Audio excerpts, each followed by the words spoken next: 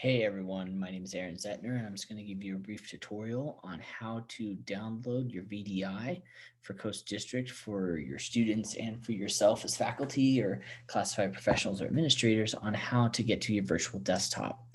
So I had already created a video prior to this on Windows, but I'm also creating one for Mac just to show you how to install and to set up your entire product. So with that, I'm going to put, as I mentioned in the other video, that I'm going to put in the comments the link to the download page so you don't have to go searching for it. So once you get to the download page, you'll see VM Horizon Client for Mac. You're going to go to downloads. So in the downloads, there's typically two product types, 2012, 2006. If you have an older version of Mac or an older operating system, you're going to want to download the 2006.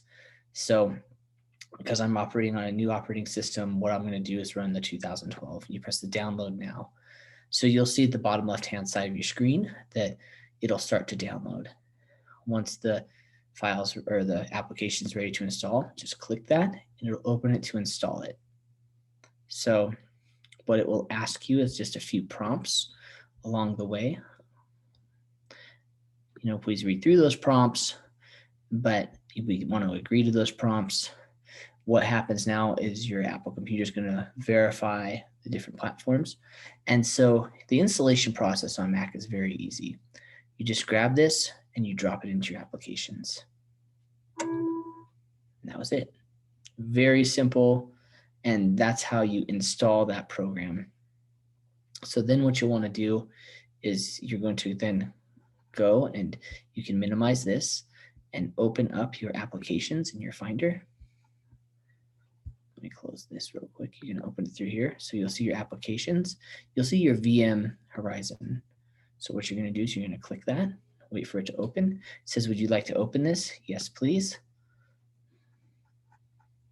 And so then we're going to wait for the install process for the setup and the connect. Yes, you do want to connect. And so it asks you want to make changes to your computer. And so typically you have to put in your MacBook's password to allow for that. So it goes back to what server do we want to be on.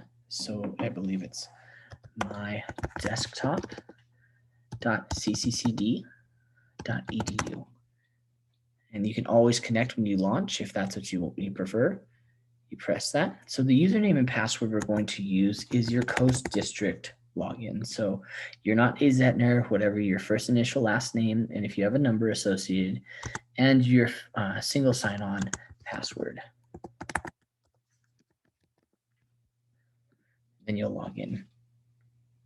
And so it asks for a token code. So what happens is that this will happen every time you log in. It's a second way to validate who's logging into the computer, and this is called it's a secondary approach for security. So hold on one second while I receive mine. So it'll be text message to your phone that you have on file.